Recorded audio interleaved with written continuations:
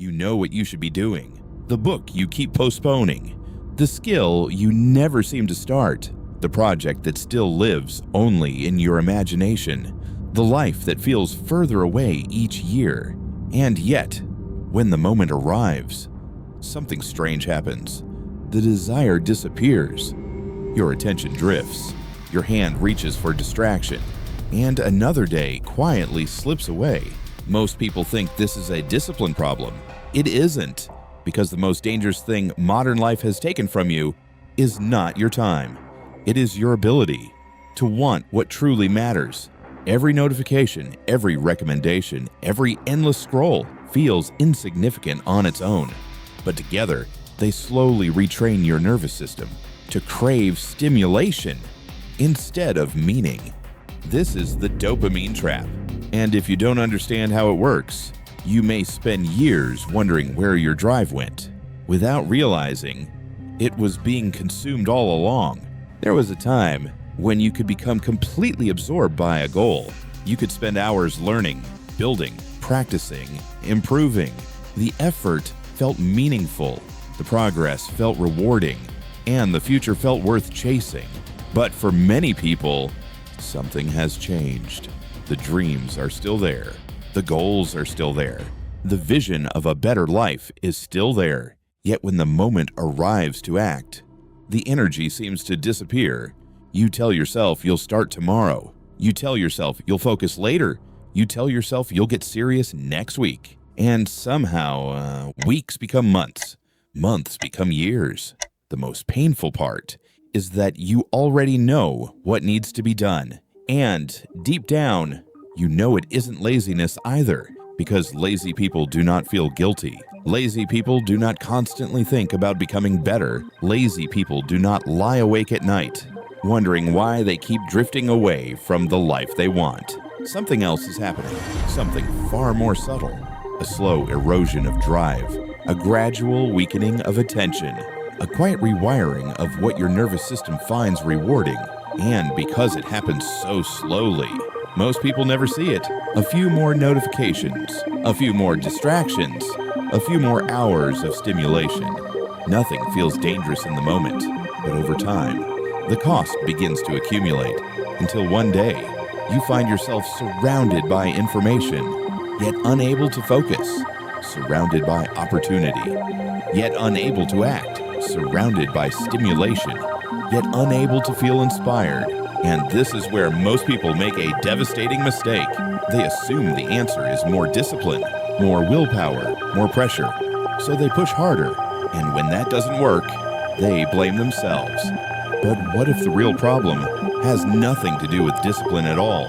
What if the very thing you are trying to fix is not actually broken? Because if you misunderstand what drive truly is, you will spend years fighting yourself for a problem you never actually had. And that is exactly where most people get trapped. So before we talk about dopamine, we need to understand what drive was designed to do. Most people believe motivation comes first. They believe action begins when inspiration arrives, when energy arrives, when they finally feel ready. And when that feeling never comes, they assume something is wrong with them. But that assumption creates a dangerous illusion, because motivation was never designed to lead your life. It was designed to pull you towards something that appears valuable. This is where most people misunderstand drive. They think drive comes from achievement, from success, from reaching the destination.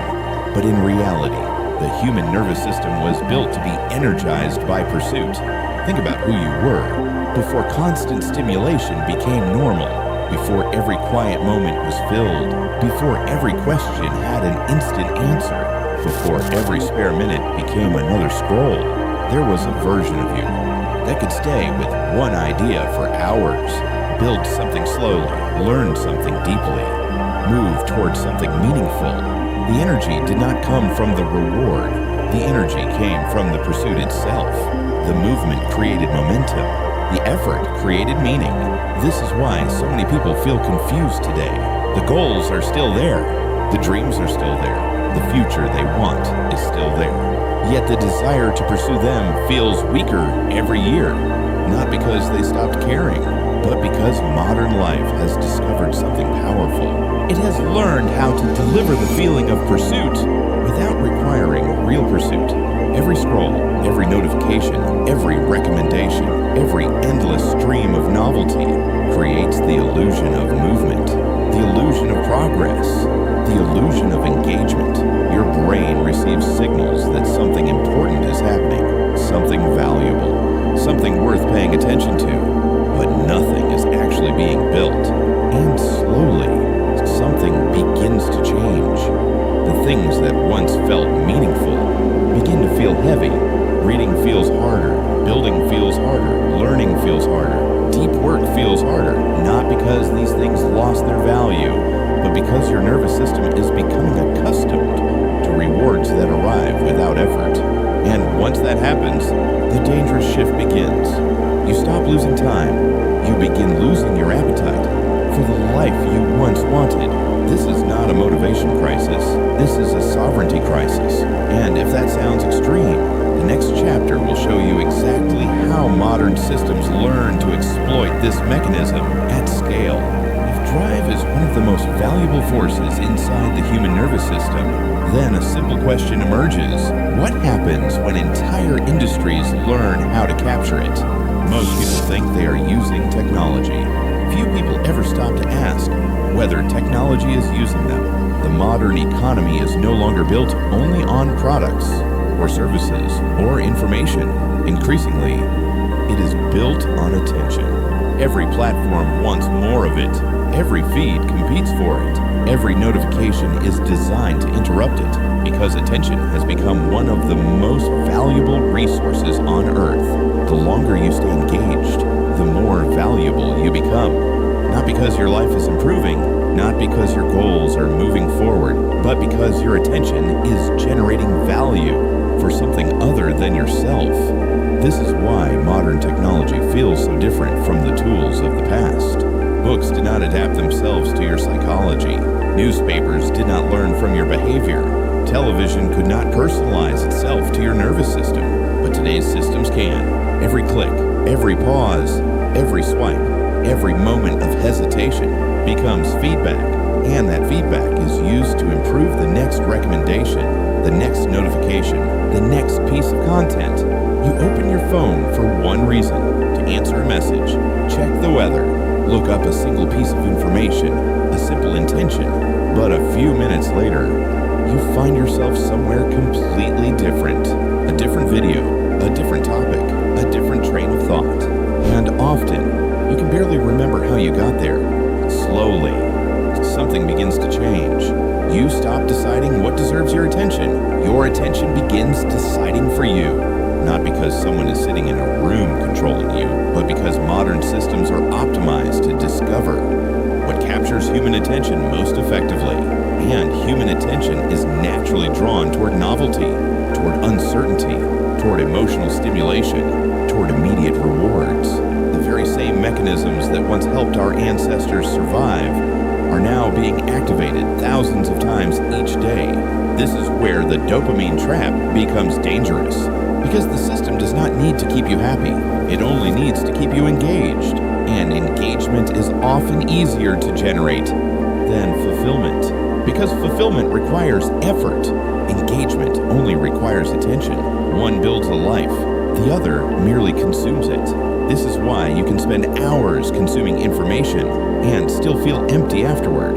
Why you can move constantly, yet feel like nothing meaningful is moving forward. Why you can feel mentally exhausted without creating anything at all, because the system is not rewarding completion. It is rewarding continuation. And if your nervous system spends years adapting to endless stimulation, constant novelty, and instant rewards, what happens when real life asks you to sit still, focus deeply, and build something slowly? That is where the real damage begins, because reality moves slowly, and a nervous system addicted to stimulation begins to experience slowness as suffering. Human beings are remarkably adaptable. Whatever environment we spend enough time inside eventually begins shaping us. This principle helped our ancestors survive. They adapted to seasons, to scarcity, to uncertainty, to changing conditions. Their nervous systems evolved to match the demands of their environment. And your nervous system is doing exactly the same thing right now. The problem is not adaptation. The problem is the environment you are adapting to. An environment of constant stimulation, constant novelty, constant interruption, constant rewards. A world where every spare moment can be filled instantly. At first, this feels harmless, convenient, entertaining, impossible to resist. But over time, your nervous system begins adjusting its expectations. Silence feels uncomfortable. Stillness feels unnatural. Waiting feels unbearable. And concentration begins feeling like work.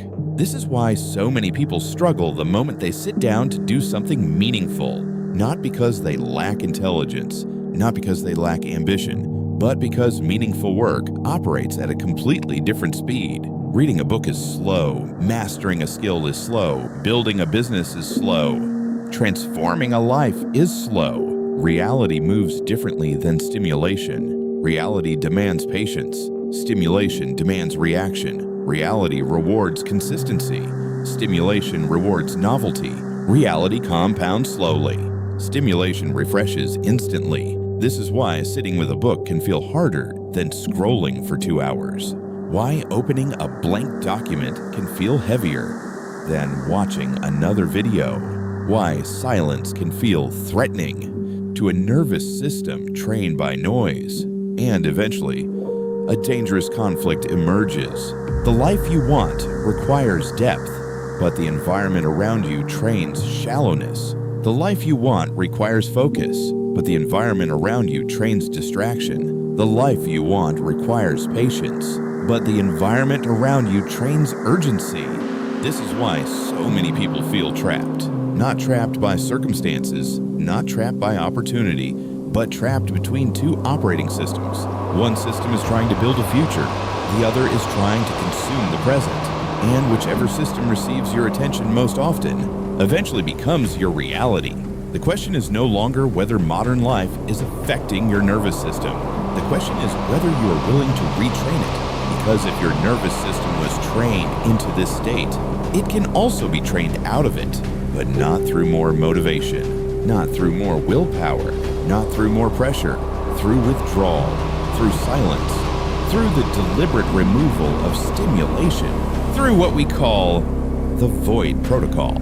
Most people try to solve overstimulation by adding something new, a new productivity system, a new morning routine, a new app, a new strategy. But the deeper solution often begins in the opposite direction, not through addition, through removal.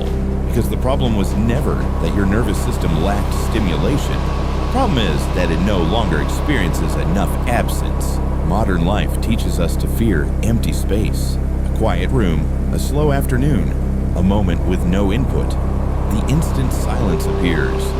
Most people reach for a screen, not because they need information, but because they have lost their tolerance for stillness. This is where the void protocol begins, not with discipline, not with willpower, not with forcing yourself to work harder, but with learning how to sit inside the absence of stimulation without immediately escaping it. For a few minutes each day, remove the noise. No videos, no notifications, no music, no endless stream of information, just you and your own mind. At first, it will feel uncomfortable. It may not feel peaceful. It may feel like withdrawal because the nervous system does not release stimulation gently. Your mind will search for novelty, for distraction, for relief. That reaction is not failure. That reaction is evidence. Evidence of how dependent modern life has become on constant stimulation. Stay there anyway, not to punish yourself, not to prove how disciplined you are. Stay there because every moment you refuse to react, you reclaim a small piece of authority over your own mind. Every urge does not need to become an action. Every impulse does not deserve obedience. And that realization changes everything. The nervous system begins slowing down. Attention stops scattering in every direction. And for the first time in a long time, you begin hearing your own thoughts again, slowly, The things that once felt boring start feeling meaningful again. Reading becomes easier. Thinking becomes easier. Creating becomes easier. Not because the work changed, because you changed. The reward system begins recalibrating. The baseline begins resetting. And the appetite for meaningful effort begins returning. This is the paradox most people never discover. The drive you have been searching for was never missing.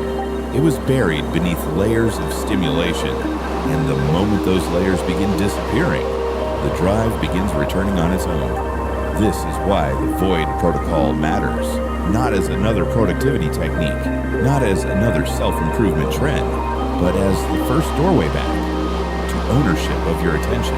Because the moment you stop reacting automatically, you stop living automatically.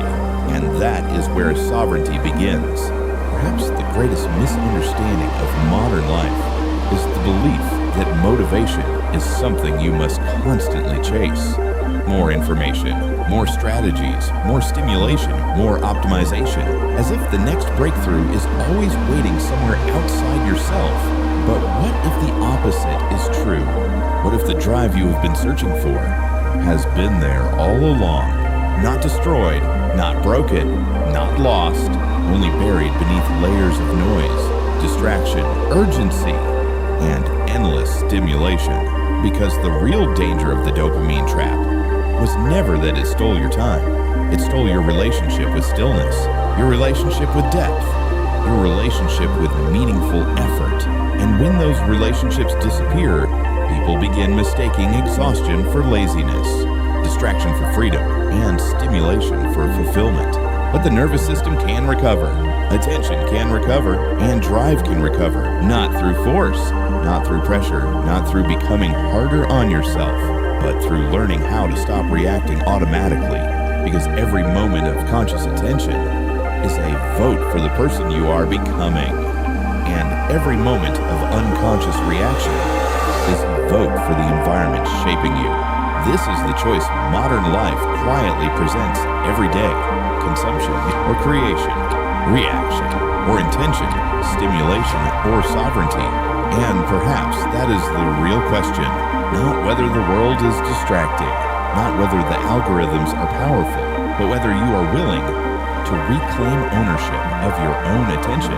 Because the future of your life will be built by whatever you repeatedly give your attention to. But if your drive has been buried beneath stimulation, then the next question becomes even more important. Where is your energy leaking every day without you even noticing? That is a conversation for another time. And it begins with understanding why so many people feel exhausted.